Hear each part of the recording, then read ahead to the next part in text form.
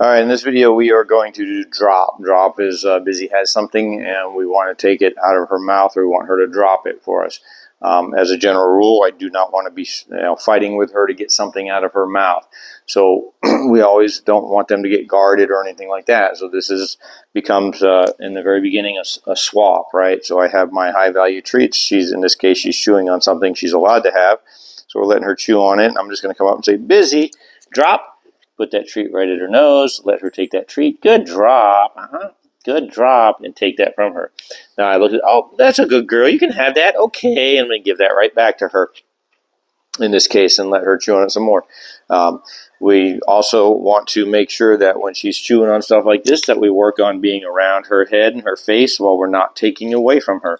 We don't want her to get guarded over it or growl at us or anything like that. We want to make sure she's comfortable with us being around her, petting on her, loving on her, touching her while she's chewing on stuff. Okay.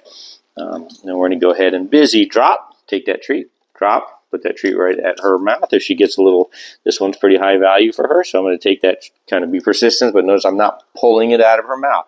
I let her spit it out. I did have to put that treat right at her nose and into her mouth and let her kind of decide to let this go, and then got it out of there. Good drop. Okay. Obviously, it's something she's not allowed to have. We'll put it up. If she grabs a pillow, a shoe, something like that she's not allowed to. Whoops, I'm sorry. Am I standing on your leash? If she grabs a pillow, shoe, something she's not allowed to have, then I'm going to take that pillow, ask her to drop it, take that pillow, tell her, no, that's not hers, and guide her to her toy box or her pile of toys and encourage her to pick something out of that toy. I want to redirect her to something she can have. Also, as you see, I've asked her to drop this. She is not trying to take this out of my hand. Drop means exactly that, drop. She doesn't get to come and try and take it out of my hand after I picked it up from her. Good girl.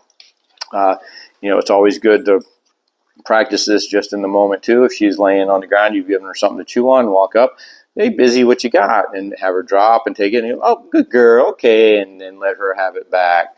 Again, we don't want them to get guarded thinking you're always coming to take something from them. So we want to be able to practice this in the moment, practice this, specifically with something.